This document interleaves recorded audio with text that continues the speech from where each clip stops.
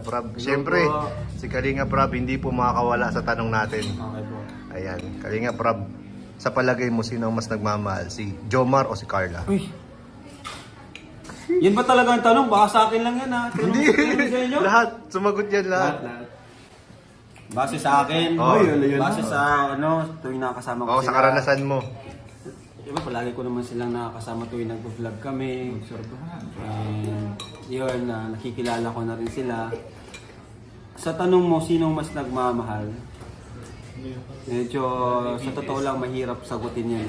Kasi di natin pwedeng i-judge yung tao batay sa kinikilos o sa nakikita natin sa kanila. Pero, sa nararamdaman ko Oh, yan, sa pakiramdam mo. nararamdaman ko, syempre si Papa Jones. Uy! Papa Jones talaga. Kasi, alam nyo bro, ang babae kasi, especially si Carla, nakilala ko si Carla. Mabait si Carla, wala akong masabi sa kanya. Pero moody. Moody talaga si Carla. Talagang kailangan mo palagi kang mag-a-adjust. At yun yung ginawa ni Jones simula sa simula pa. Uy, grabe naman talaga. Adjustment niya. 2 years? Ano? Kaya, 2 years? bilib ako niyan kay Papa Jones.